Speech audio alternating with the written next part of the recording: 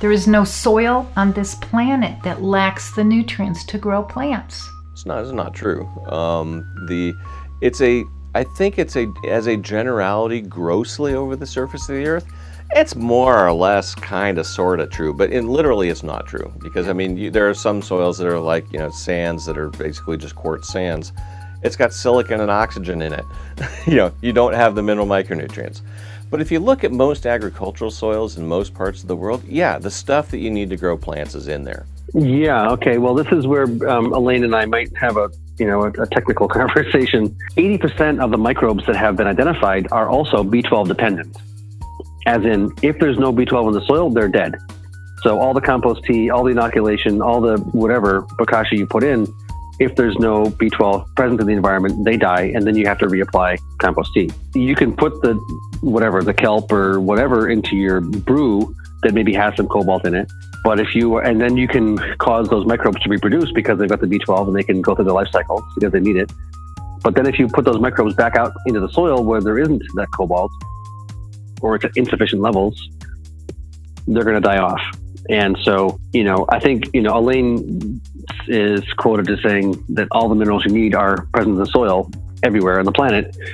And if you ask her in detail, in the top 6 inches, my understanding is she says in the top 24 feet, which is what a well-established perennial polyculture should have access to, right? With those deep-rooted trees and everybody else, they are pulling from that kind of a level in the soil. So it's an ideal. In the subsoil. Well, in reality, yes, all those nutrients are in the soil, but how far down? Are they in the top 6 inches? What's the aerobic zone? If your soil is tight at 1 inch, there's no air at 2 inches, the microbes can't breathe, they're dead. They can't access what's at 4 inches because they're dead. So ensuring a sufficient level of, critical elements in the root zone, I think, is a really, really intelligent thing to do. And I strongly advocate that, we need nothing more than the rocks that the continents are made from and the water that the oceans are made from to do that.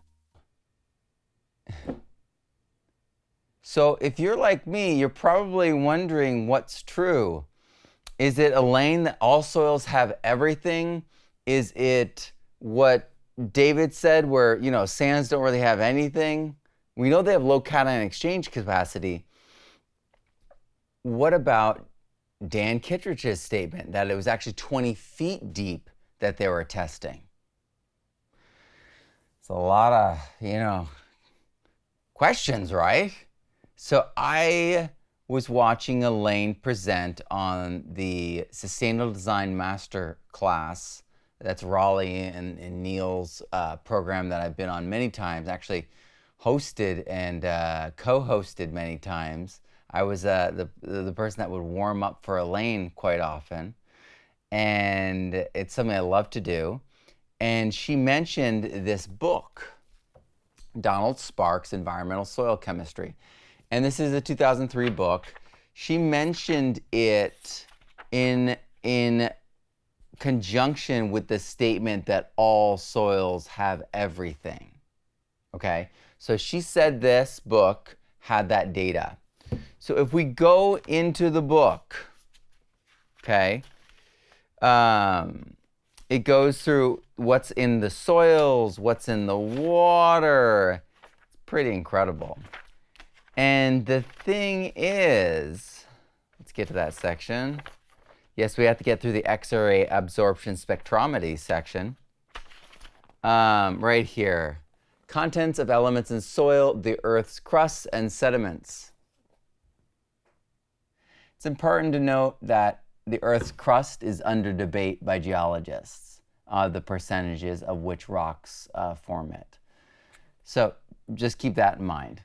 But these tables are actually a composite of 2 studies, and they're composites in themselves. But the U.S. Geological Survey, paper 1270, 1984, and then Bowen, 1979.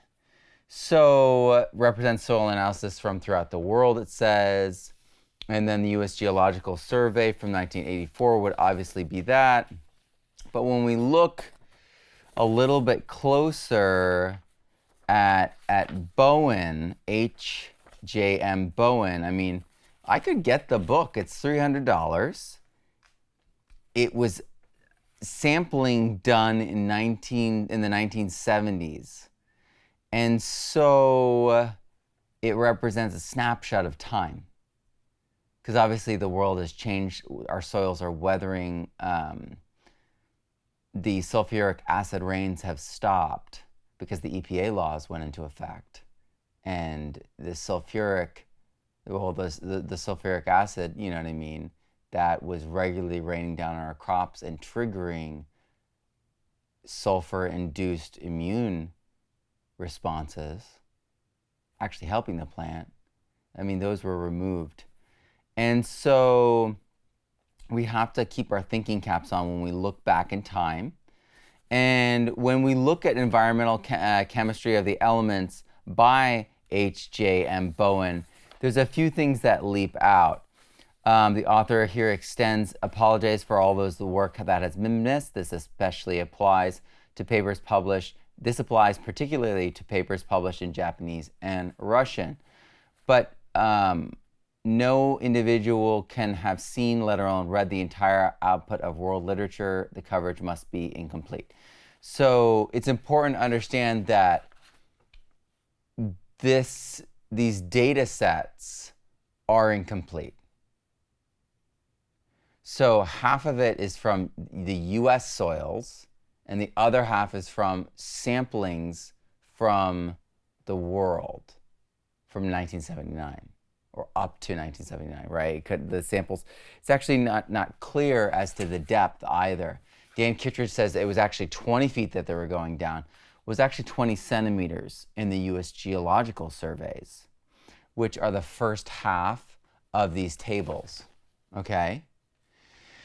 And it even breaks it down into western and eastern United States in the geological record, which is fascinating and interesting, and tells you a lot about the difference between east and west coast.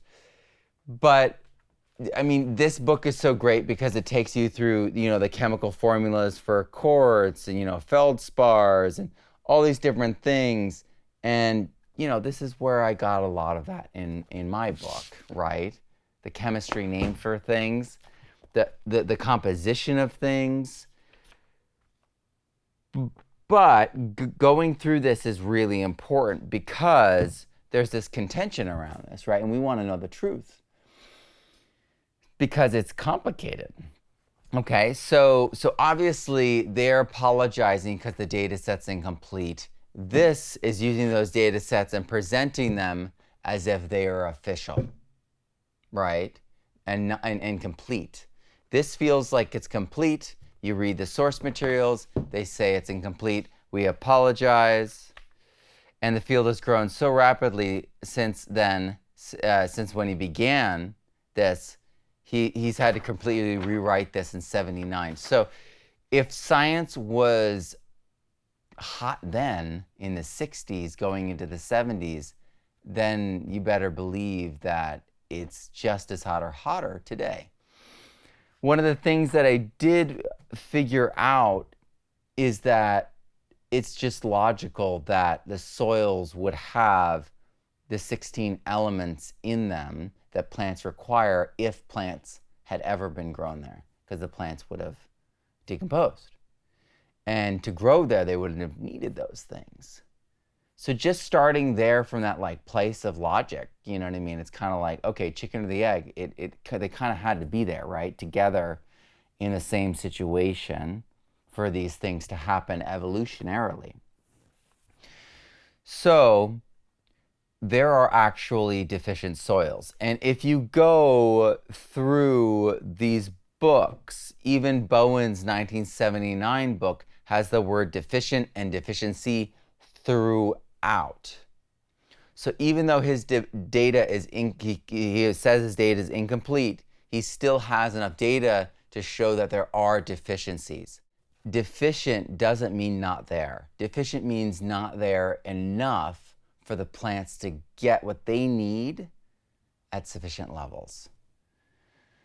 So deficient doesn't mean it's not there. So all soils have all the plant nutrients in them, all the essential plant nutrients in them, though some soils are deficient. I hope that makes sense. I mean, it sounds kind of like obvious when you put it out there, but when we look at soils that are just devoid of organic matter, they're deficient in carbon, aren't they? Right? When we see soils that are compacted, they're deficient in oxygen, right? So, you know, the interstitial airspace is oxygen and nitrogen. And so when we just think about things for a sec, we start to see that of course there's soils that are deficient in soil organic matter of carbon, which is an essential nutrient to plants. And you're like, oh, but they're bringing in the carbon. Yeah, but without carbon in the soil, if you're growing them in pure sand, it won't work. So it has to be, it's contextual, it's an environmental, like contextual nutrient. Just like we need cobalt in the soil for the soil microbes to do their work, it's the same sort of thing. When we use language to make things feel cut and dry and functional in certain ways, it breaks down a little bit of this overlapping and simultaneity of the soil functions.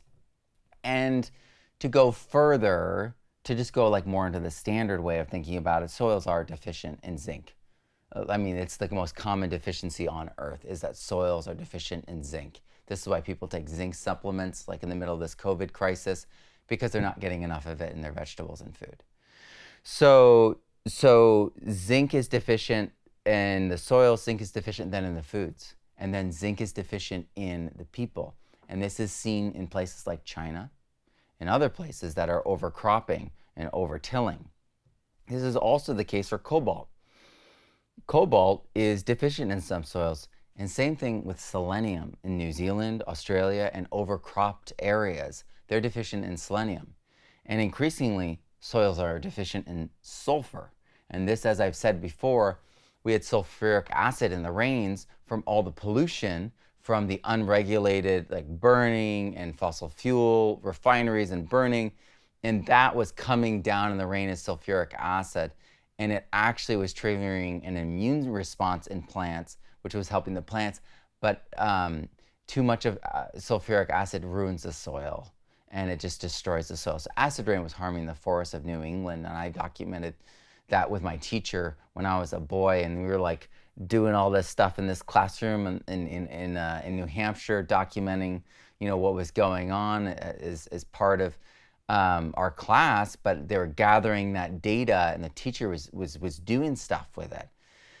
So this is really important to dive into this complexity, because it's like we need those sulfurous compounds in the soil. We need those sulfates in the soil, because those are what plants uptake, and they're essential to fighting off fungal pathogens, as we've talked about.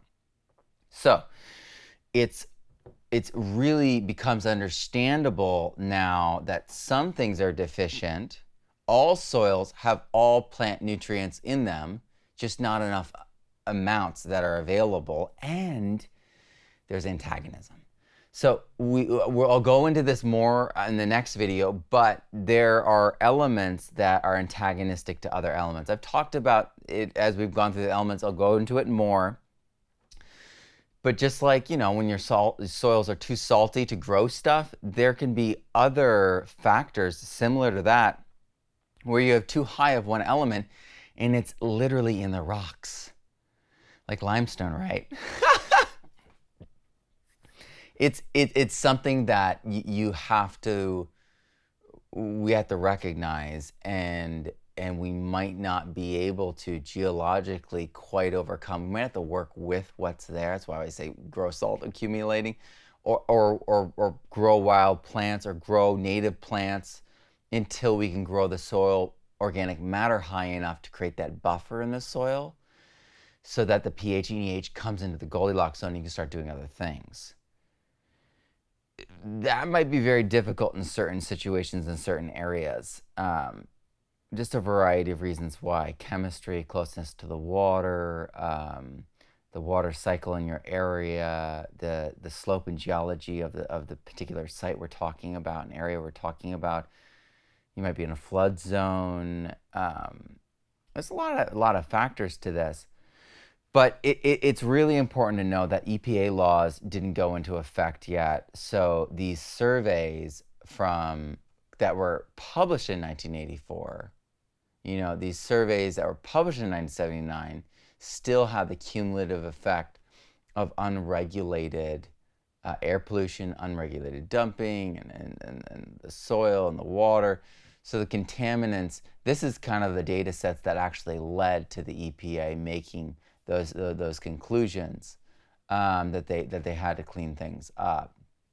And obviously the EPA laws happened in the 70s, 79 happened after that, but it's these same data sets that they were looking at because it wasn't all collected that same year. These are meta studies that took as many data set points as they could find and gathered them. The concept that things can change rapidly in the soil and that we might change even the chemistry of our soil pretty rapidly through tillage, oxidation, and chemical ag has only been more realized recently. So I just want us to think about all those things as we look at this information, and then know that the Bowen test results had no soil depth. Because they gathered it from information from all over the earth, they cut off that data probably because it was inconsistent, or probably because it was variable, or they couldn't get it. But it was 20 centimeters for the US Geologic. And so you're like, oh, well, what was the US Geologic?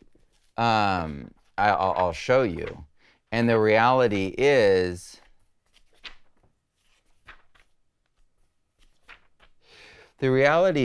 that certain things we have very low numbers of.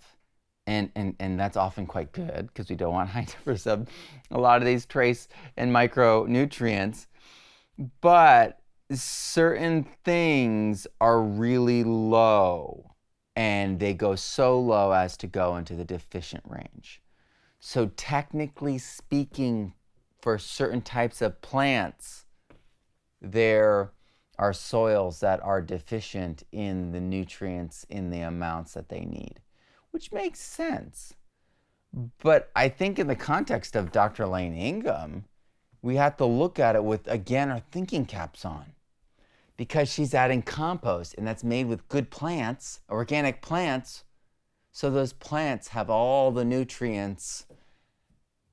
Yeah, so those plants have all the nutrients in the compost. So when they're adding the compost onto the soil, they're actually adding the nutrients that are missing, along with the life that could potentially unlock them from the soil profile, the amounts that are there. But there could be deficient amounts there. And so the compost has everything, though, because it's made of plants, healthy plants. And then the compost teas have fish emulsion in them and kelp. And those things are more nutrient dense than anything we can get on land. So all plants, dead dirt soils, degraded soils, all they need is compost. Makes a lot of sense all of a sudden. Them having all the elements there in the soil is logical too, because where else would they come from? Right? Where else would the nutrients come from? The air? Of course they're coming from the air. The water? Of course they're coming from the water. But it would be the parent materials in the soil. That's the only other place. And so chemical ag has made this weird riddle, where you're like, oh, no, the soils are deficient in this, so you need this special factory-made chemical. The soils are all deficient in this stuff. But that doesn't mean that they're missing entirely. They're still there. They're not available. So some of their deficiencies are antagonized deficiencies. Some of their deficiencies, they're just locked up in the mineral profile. And some of their deficiencies is because they're not in the pH and EH range. All of these are affected by compost. All of these are unlocked by a high enough soil organic matter range and robust biology in the soil. So it's a little bit like chicken or the egg, no doubt, but it's pretty phenomenal to know that all soils truly do have everything, because where else would they come from? Where would it come from? It's not magic, it's soil. And there are soils that are deficient. So all soils have all the elements, but some soils are deficient from abuse or just the natural state of that soil. And it should be noted that the soil chemistry in here, the reference for this, when you look at Bowen, says that more than soil was included in the reference, includes sand and regoliths. And so what we consider soil to be as categorically is, right, changes with the author in their perspective, a chemistry versus a geology versus a biological perspective. I mean, Elaine's like a soil biologist. So she's focused on the soil biology. And so that's how she defines soil from that perspective. And it's really important as we wade through all of these things to not discount people because they've got things to add. And they're apologizing too, right? They're apologizing. They're like, I don't have all the data. This is the best I can do.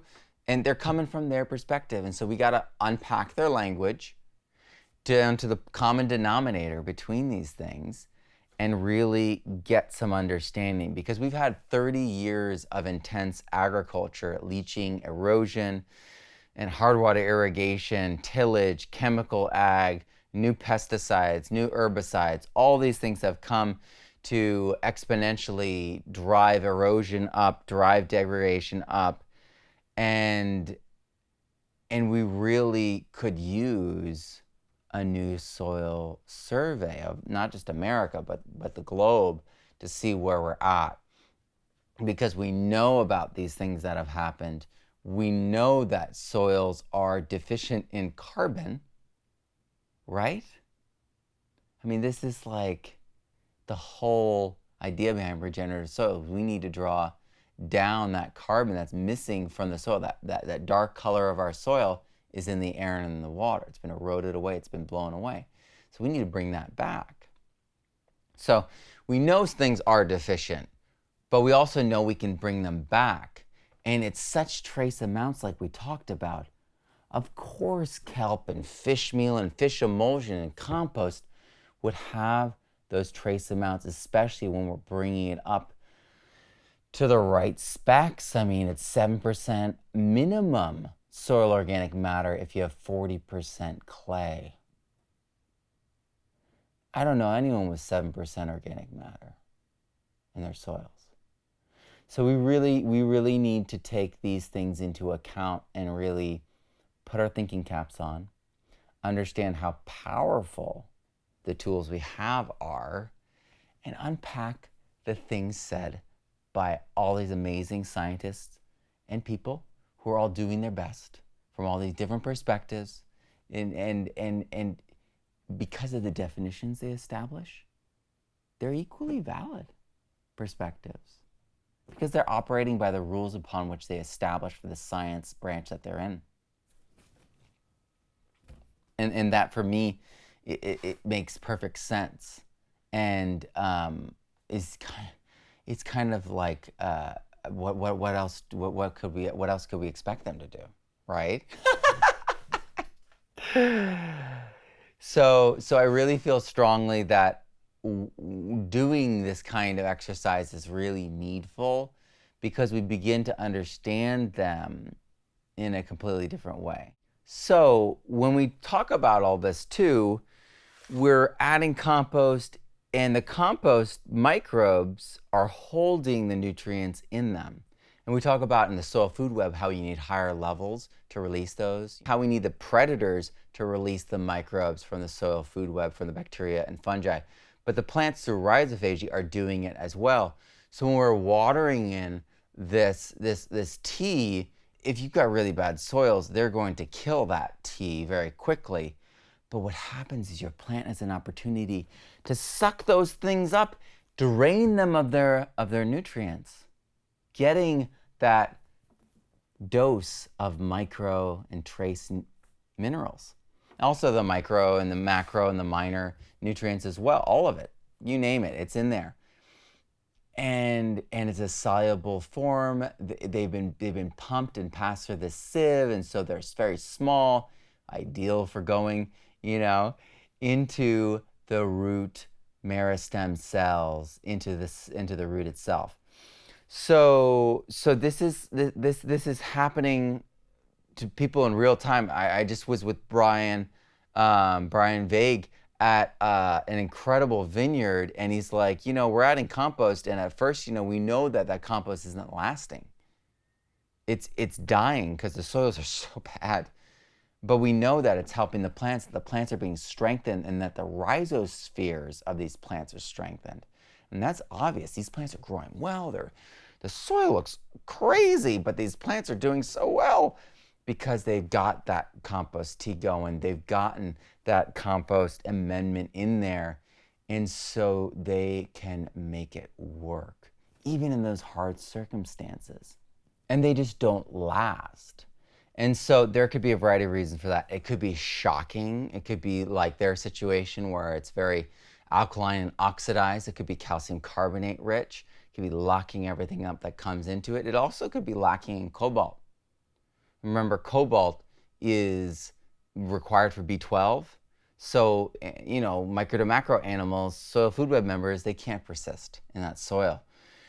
And these heavily tilled soils, heavily extracted from soils, have these problems, as well as soils that are just twisted a little bit out of the range of the pH, EH, or the chemistry is actually working against it, and there's some antagonism there.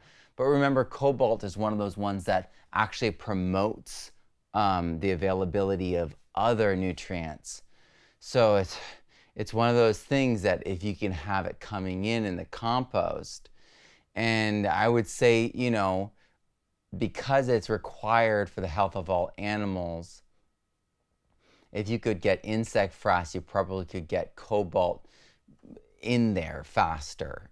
They're high in protein, B12's in all meat, bacteria makes B12.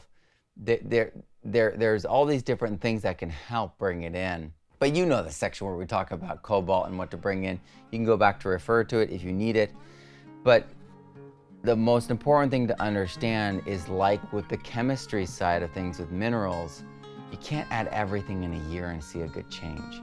In fact, you can harm a system adding all the rock dusts and like the minor cobalt and this and that. It actually shocks things. So it's important for us that we do things incrementally. That's the final thought. This was fun. I hope you liked it. Let's go to the next one.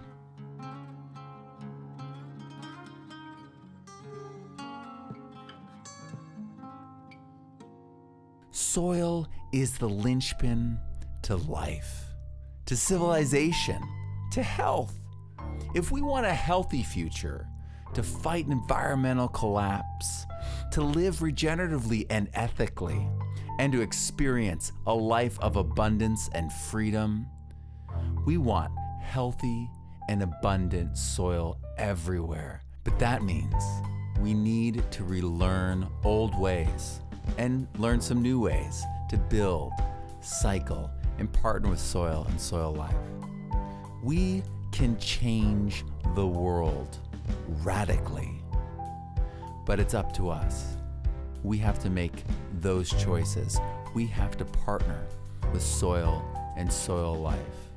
It takes our participation and support. Will you join us? Regenerative Soil, the full program, we're going to dive deep. We're going to be looking commercial, we're going to be looking DIY, we're going to be going garden, we're going to be going farm scale. We're going to cover it all. We want to serve everyone at all levels, and we want to create that fluency, micro to macro, so that we can spread the regeneration of our soil, our ecosystems, all our systems, all across the world. You can do this. You can regenerate soil because regenerative soil is the linchpin for life. It's the linchpin for all systems. Down there. All of our civilization. Everything is running on this. Everything is based on this. Everything is relying upon this. Check out the link down below. Sign up and join us in Regenerative Soil, the full online course. You're not going to want to miss it.